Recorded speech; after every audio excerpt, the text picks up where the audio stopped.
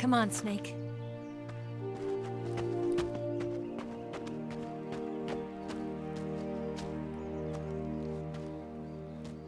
We made it. We made it. Over there.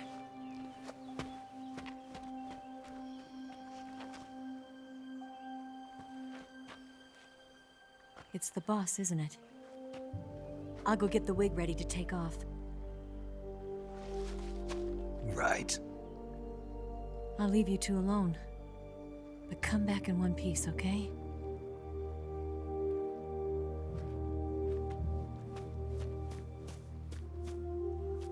Promise me!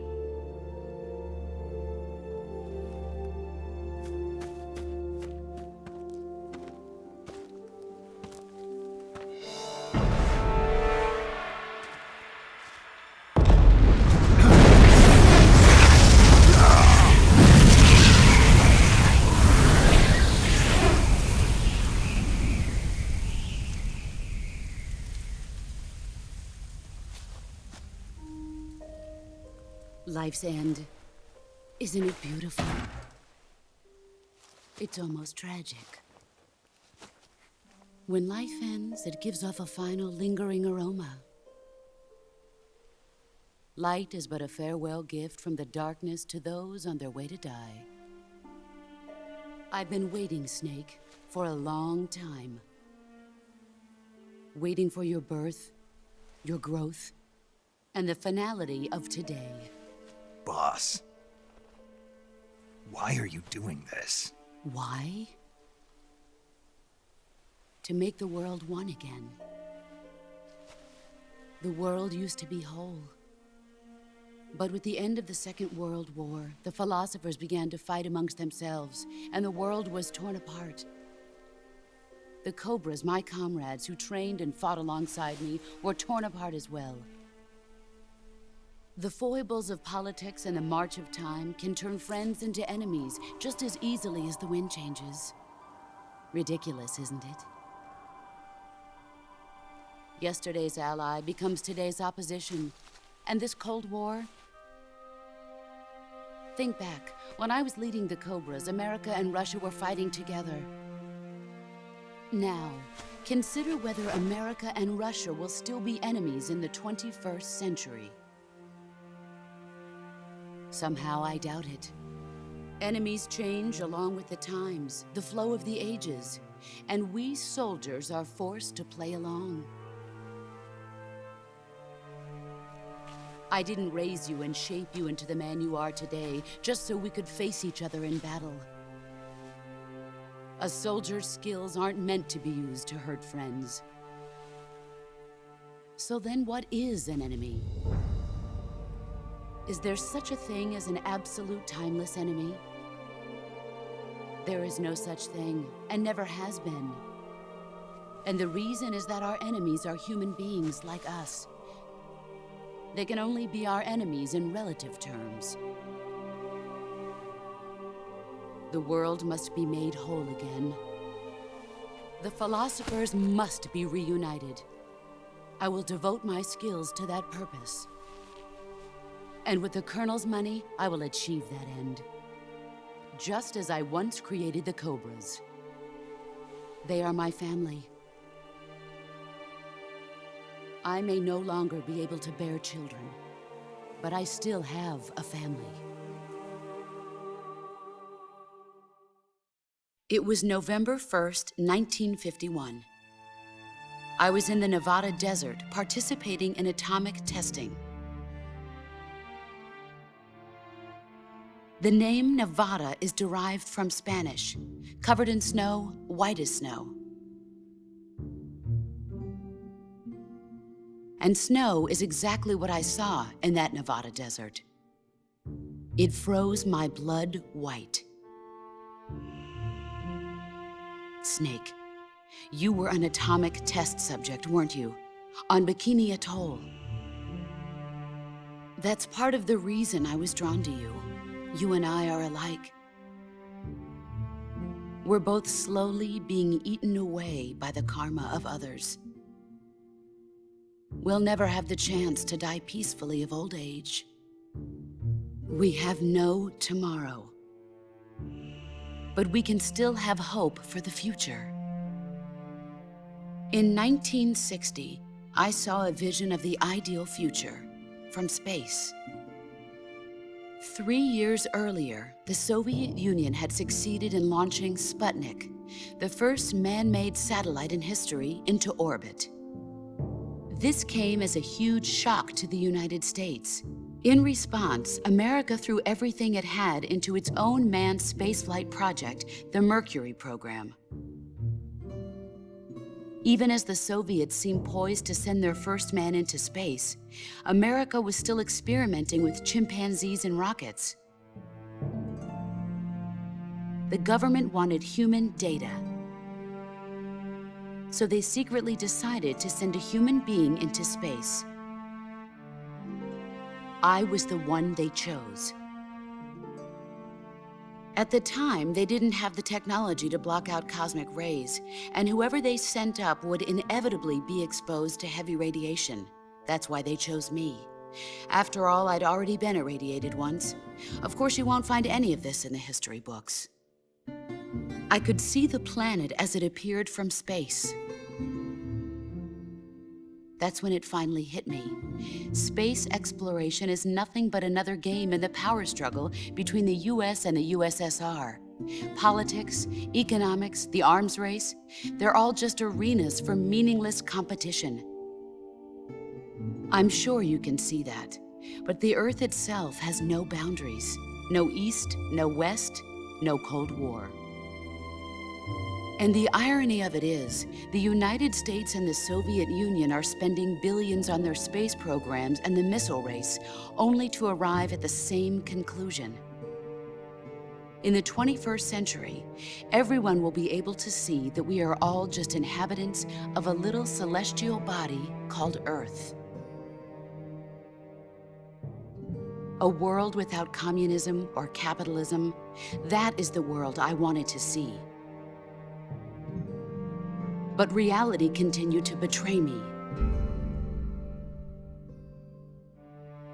In 1961, I was sent to Cuba, to Bahia de Cochinos. It was part of a CIA-sponsored invasion under the guise of taking Cuban exiles back to their country. But the US government betrayed them. Our weak-kneed president held back their air support. Defenseless, the exiles were annihilated by the Cuban army. All I could do was watch in silence. I was set up by the very country I'd sacrificed so much for, by the very government I dedicated my life to defending. I was driven from the surface world, and I went underground. Then, 2 years ago, I faced the sorrow, my old comrade in battle. He was my friend. But one of us had to die. I was left with no choice. The sorrow gave his life for me. There is no enmity between us. One must live, and one must die. That was the mission. The ones who gave me that mission were the philosophers. Early in the 20th century, the true holders of power in the United States, the Republic of China, and the newly formed Soviet Union gathered together in a secret meeting that would later be known as the Wise Men's Committee. The secret pact they formed there marked the beginning of the philosophers. But the last of the original members died in the 1930s. After that, the organization began to run out of control, and the Wise Men's Committee degenerated into a mere shell of its former self. The philosophers of today have no sense of good or evil. Their influence extends to countries and organizations involved in every aspect of every war. They have become war itself. That's how they operate. The sacrifices of war cause a shift in the times. This shift leads to renewed conflict, and in turn triggers the next war. Like a nuclear chain reaction, each conflict sparks countless others, forming an endless spiral that will continue on for eternity. Do you understand what I'm saying, Snake? By consuming me and you, the philosophers intend to keep that cycle going forever. It was my father who explained all of this to me. He was one of them. You see, I am the last remaining child of the philosophers. But after he revealed the truth, my father was killed by that same shapeless, formless organization. And my father isn't the only thing the philosophers have taken from me. In June of 1944, the Cobras and I took part in the landing at Normandy. We'd been given a top-secret mission to locate and destroy enemy V-2 rocket installations. I was pregnant at the time. The sorrow was the father. I gave birth on the field of battle. A beautiful baby boy. But my child was snatched away from me by the philosophers.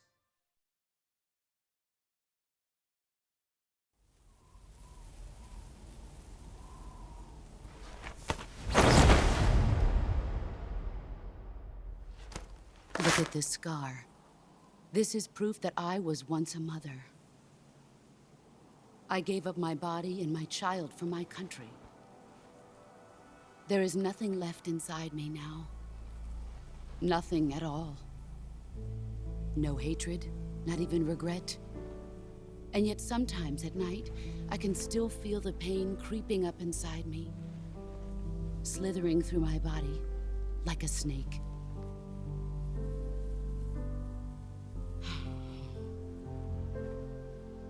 I've never talked this much about myself before. Thanks. Thanks for listening to me.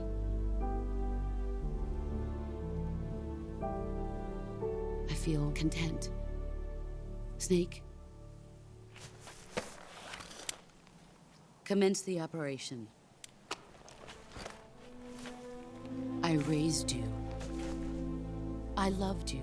I've given you weapons, taught you techniques, endowed you with knowledge. There is nothing more for me to give you. All that's left for you to take is my life, by your own hand.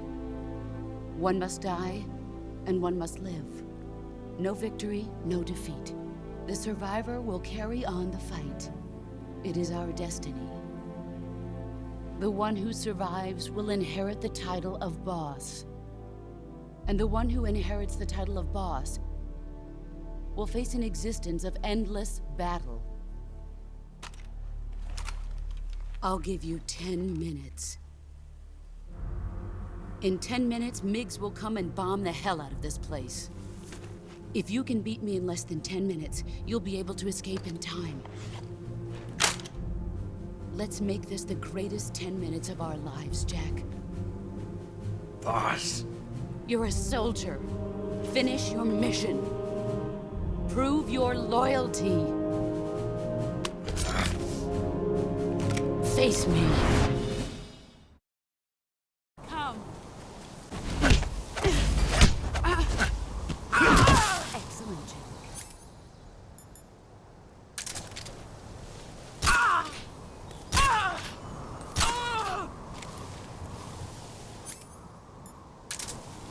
Let's see what you're made of.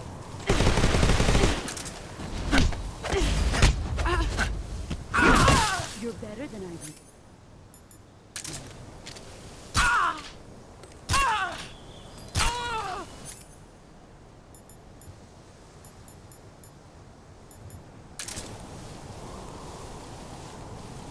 You've gotten stronger. Dodge this!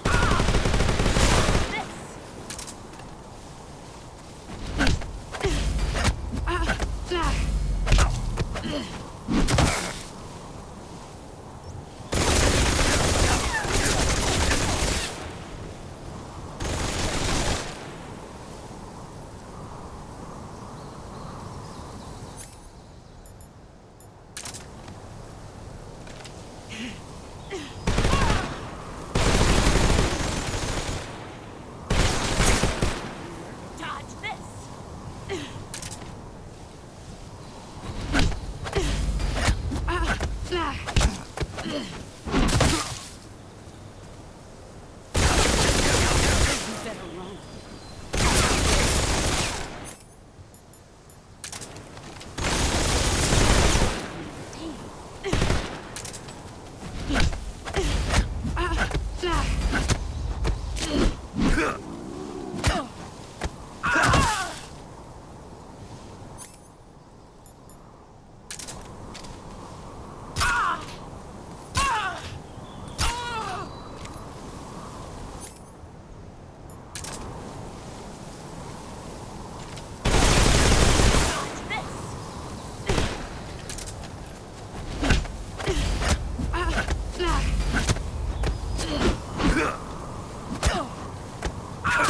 Your skills have improved.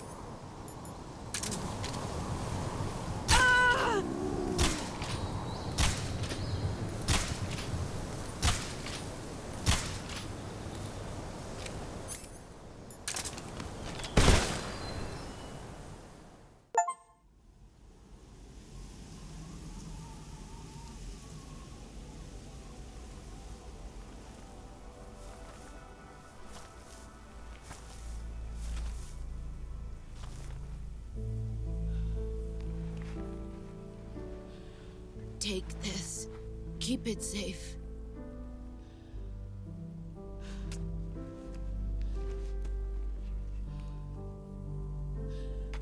It's our only hope.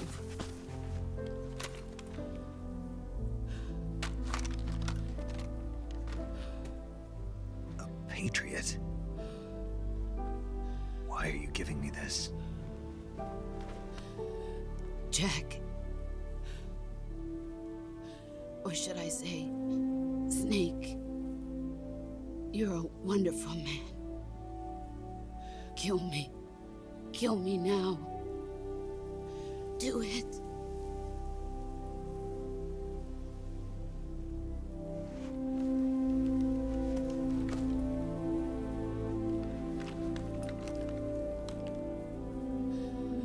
There's only room for one boss and one Snake.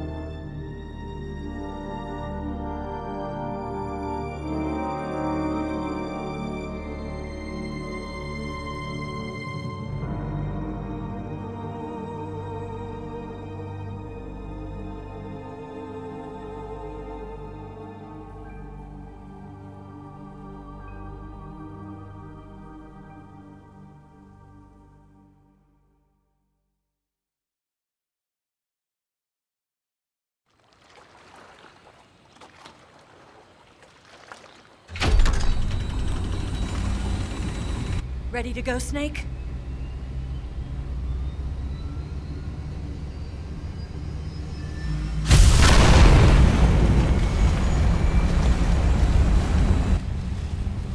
Are you okay?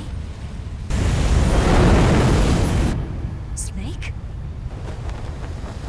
Yeah.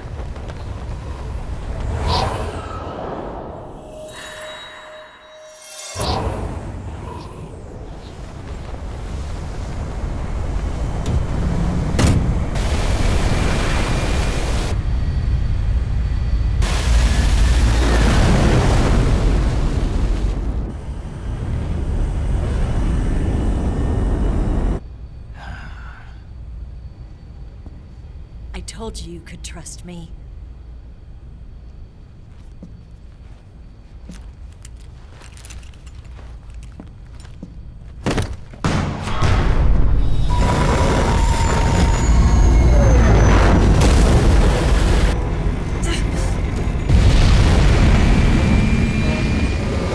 Snake! Ocelot! We're not done yet!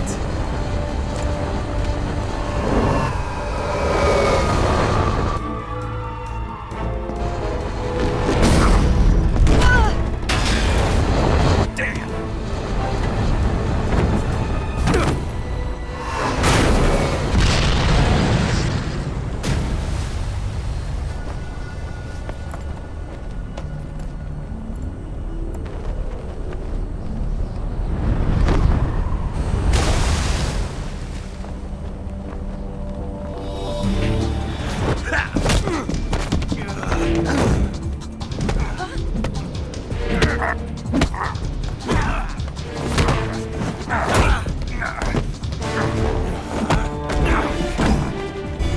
Too heavy!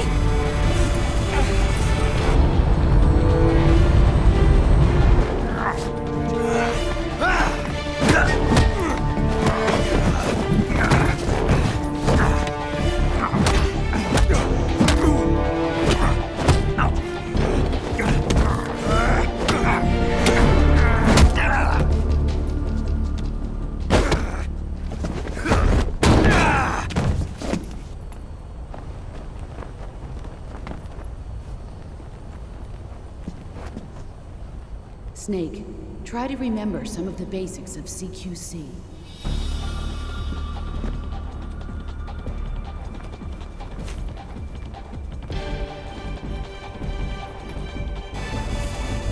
Not good!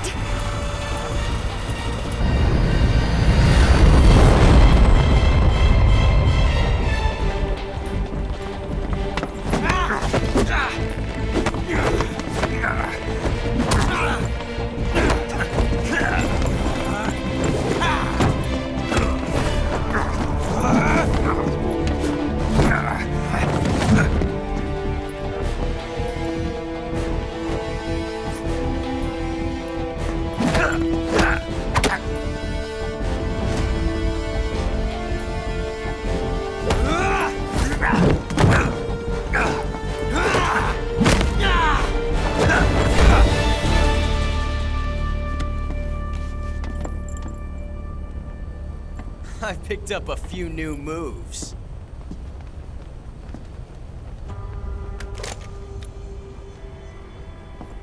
Huh. It doesn't feel right to shoot an unarmed man. But I'll get over it. Eva!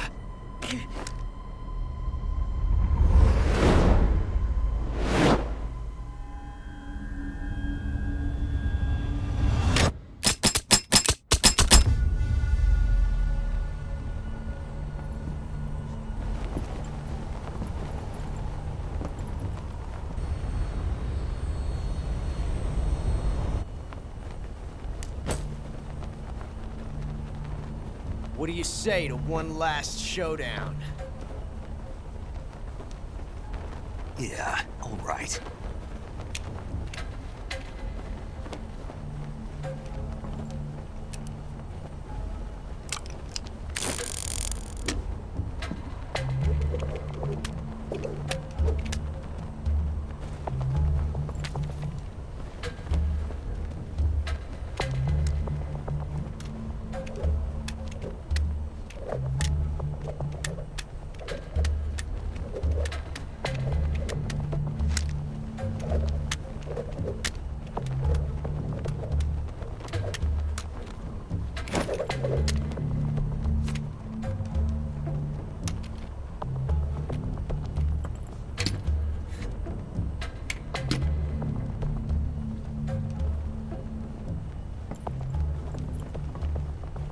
What's your name?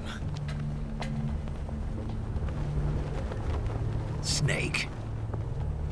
No. Not that name. You're not a snake, and I'm not an ocelot. We're men with names. My name is Adamska. What's yours? John. Very well, John. Plain name. But I won't forget it.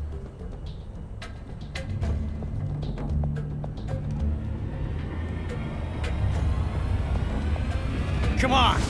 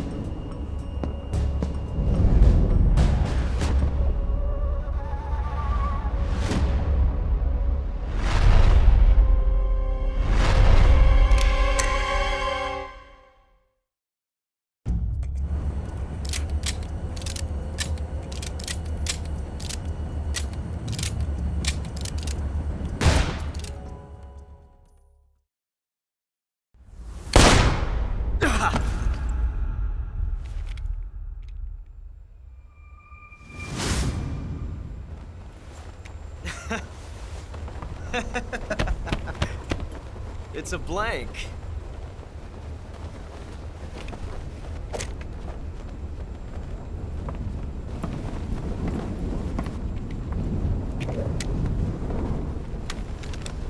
Ah, that was fun. Till we meet again, John.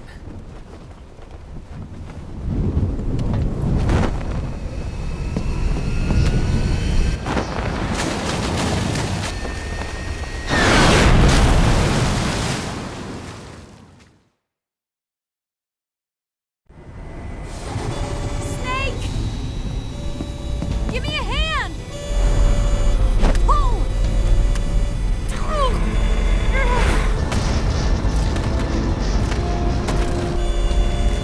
Come on, pull up!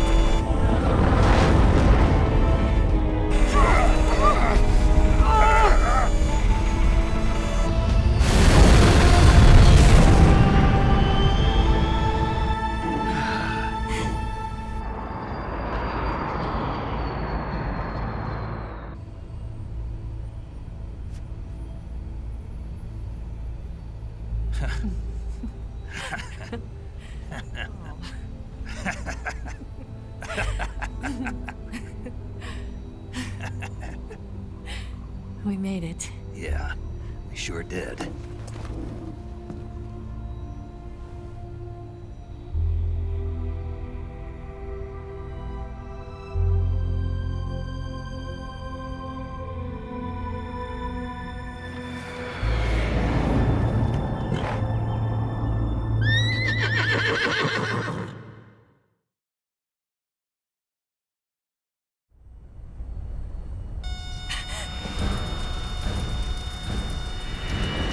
Oh no, Migs!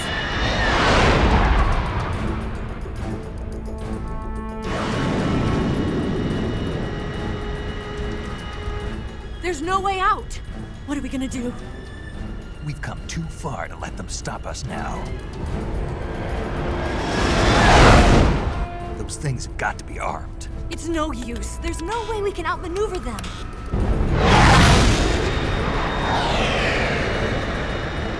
They're gonna shoot us down. We were so close. Weapon systems on. Locked on target. I got towed. You were great, Eva. Huh? Thanks.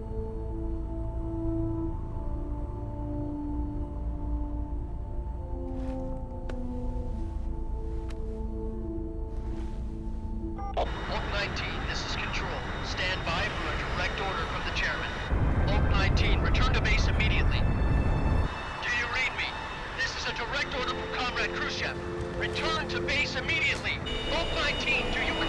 Understood. Aborting mission. RTB. Look! The MiGs are turning back! Woo!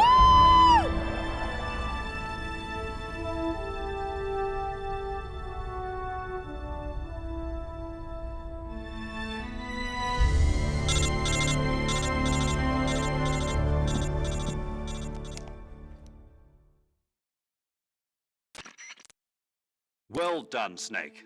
The MiGs disengaged. Most likely under orders from Khrushchev. Is this his way of helping us? Who knows? Maybe he didn't want things to get messier than they already are. Or maybe he just wanted us to owe him one. The important thing is, you made it out alive. As long as Khrushchev is with us, I don't think they'll be coming after you. It should be smooth sailing all the way to Alaska. I'm sending someone out to Galena Base to meet you. To meet me? The DCI and the President himself are waiting at Langley. Don't keep them waiting.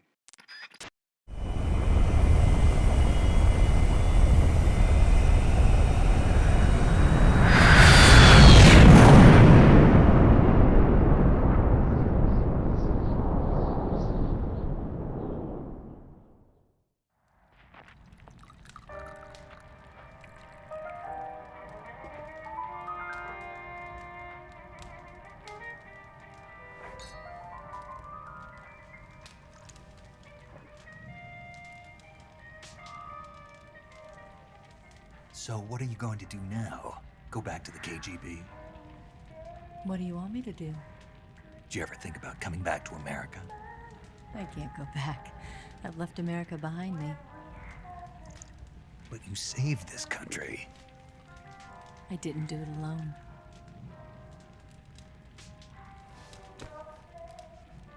And I still owe you a dinner.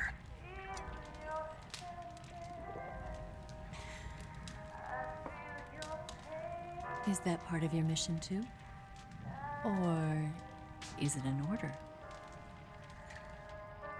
Or is it an invitation?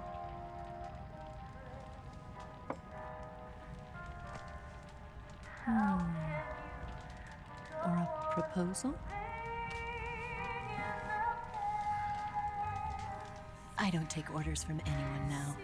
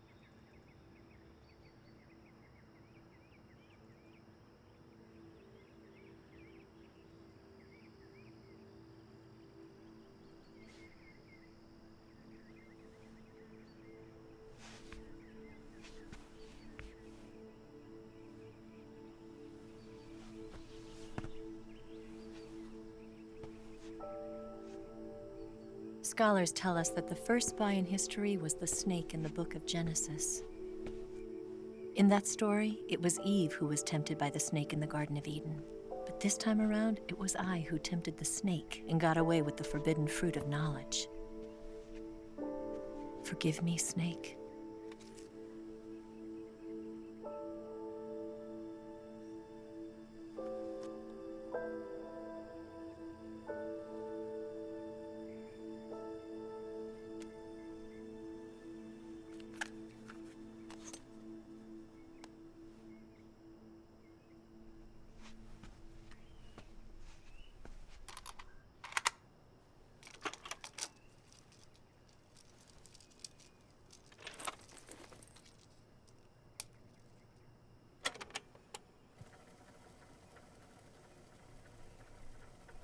Good morning, Snake. I hope you slept well.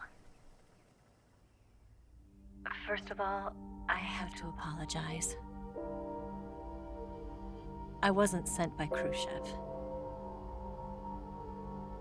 I'm not a KGB spy, and I never worked for the NSA. I'm an agent of the People's Republic of China for the General HQ 2nd Department of the People's Liberation Army.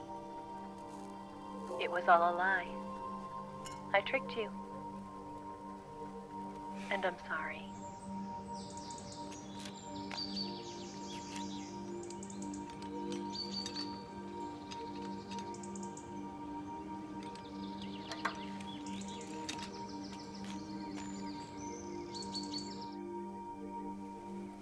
The philosophers still exist in China, too.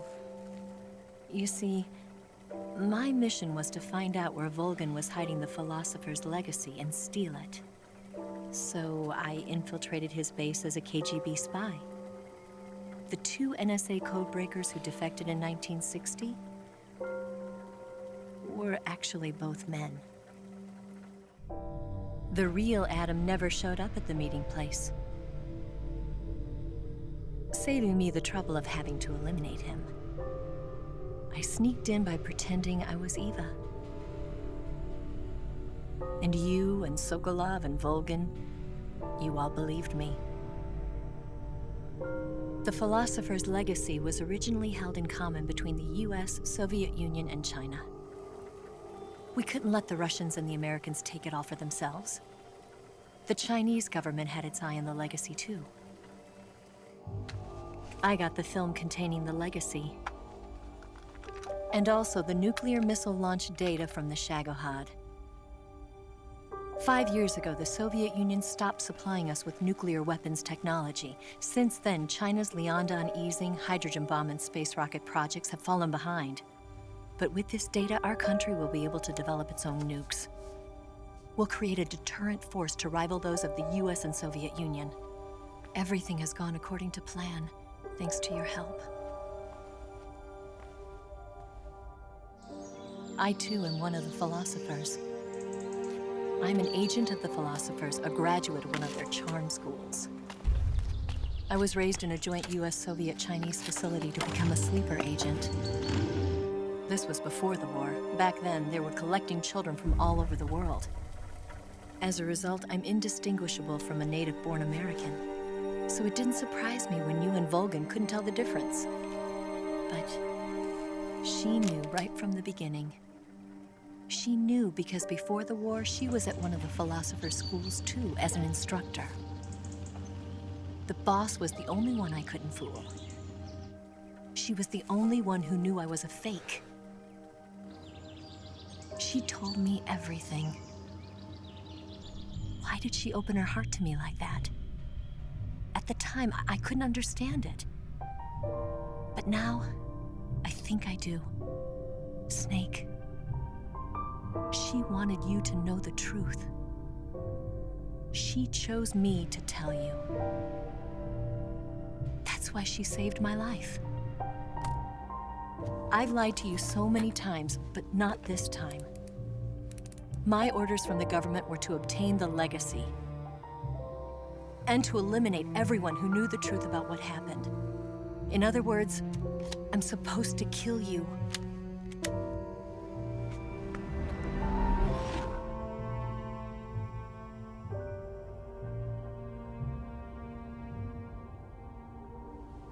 But I can't do it.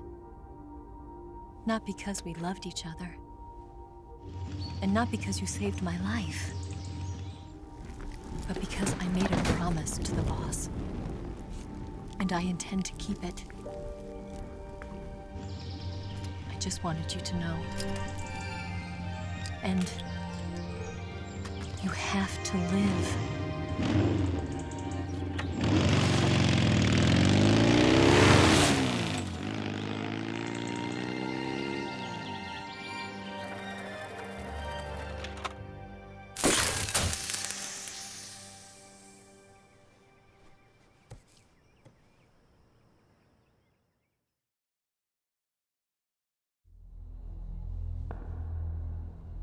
Snake, Listen to me. She didn't betray the United States. No. Far from it. She was a hero who died for her country. She carried out her mission knowing full well what was going to happen. Self-sacrifice. Because that was her duty.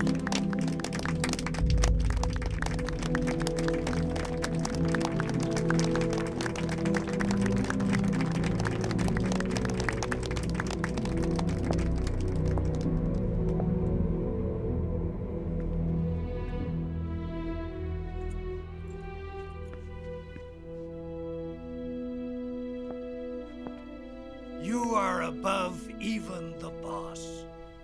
I hereby award you the title of Big Boss.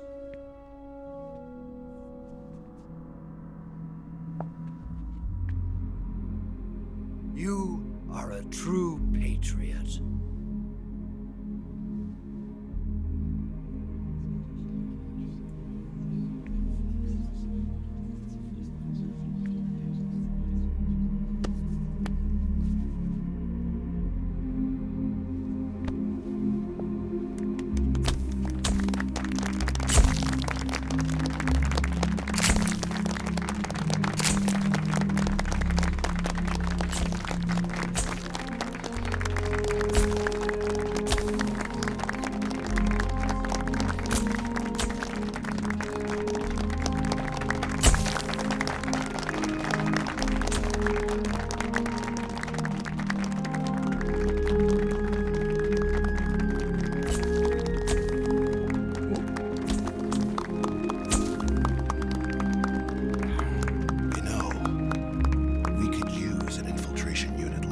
In the Army.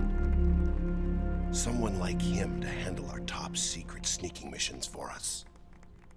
A man who combines the qualities of a soldier and an agent. The boss's defection was a ruse set up by the US government. It was all a big drama staged by Washington so they could get their hands on the philosopher's legacy. And the boss was the star of the show. They planned it so that they could get the legacy that Colonel Volgin inherited and destroy the Shagohod at the same time. Only a legendary hero like the boss could have earned Volgin's trust.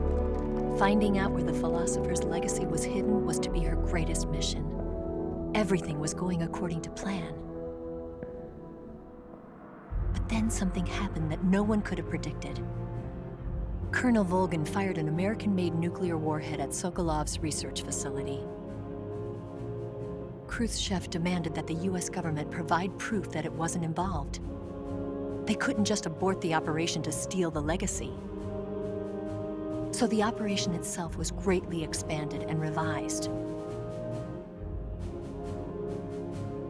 The authorities in Washington knew that in order to prove its innocence, they'd have to get rid of the boss, and that one of their own would have to do the job. The public couldn't be allowed to find out about it. Not ever. This, they concluded, would be the best way to keep the whole thing under wraps. The boss wouldn't be allowed to come back home alive, and she wouldn't be allowed to kill herself. Her life would be ended by her most beloved disciple. That was the way the government wanted it.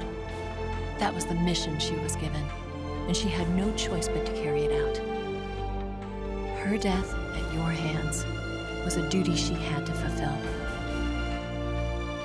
Out of duty, she turned her back on her own comrades. A lesser woman would have been crushed by such a burden. The taint of disgrace will follow her to her grave. Future generations will revile her. In America as a despicable traitor with no sense of honor. And in Russia as a monster who unleashed a nuclear catastrophe. She will go down in official history as a war criminal. And no one will ever understand her. That was her final mission. And like a true soldier, she saw it through to the end. But I think she wanted you, of all people, to know the truth. She wanted to live on, in your memory. Not as a soldier, but as a woman. But she was forbidden to tell you herself. And that's why she told me. Snake, history will never know what she did. No one will ever learn the truth. Her story, her debriefing, will endure only in your heart.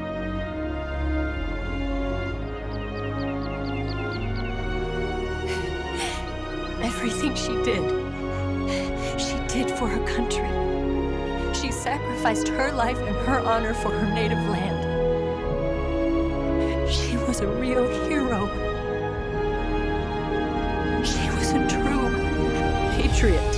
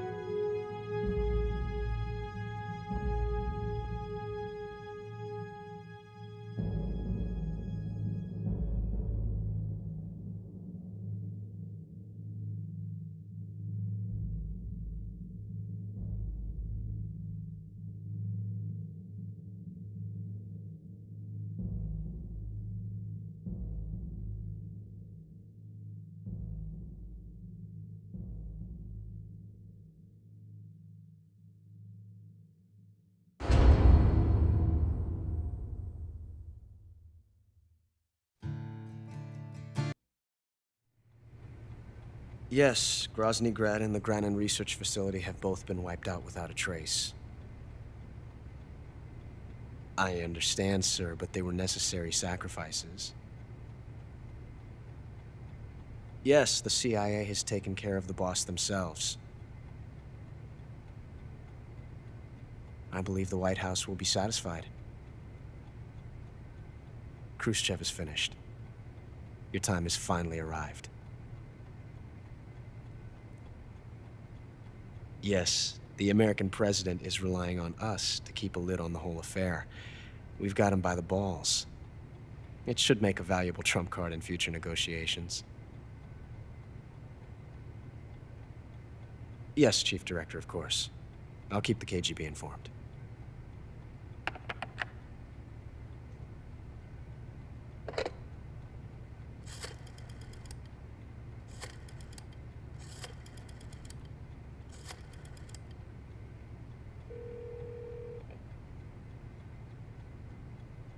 Yes, it's me. The boss has accomplished her mission. The philosopher's legacy is now safely with us, in America's hands. With this money, yes, the philosophers can finally be revived. The film we handed the Chinese was a fake. Peking must be in an uproar right about now. I'm afraid so. Only half the money has made it back to the United States. The KGB must still have part of the legacy. Yes, the weapon has been reduced to ashes. That's right. Grozny Grad has been obliterated by the Davy Crockett we brought in as well. Yes, that was the boss's work too. Speaking of which, I've obtained something from Granin that you might find interesting. It's a revolutionary new nuclear attack system. Perhaps it might just come in handy someday. Yes, we have Snake to thank for that. Khrushchev believed it as well. Yes, they bought our story. I don't think they'll be making a fuss. The secondary alert has been lifted as well. And the Soviets still haven't discovered my true identity. They have no idea that I've been triple-crossing them. I will continue my activities as a contact for the new government. Yes, it appears that no one knew that I was Adam. Of course, I'm always at the CIA's disposal, Mr. Director.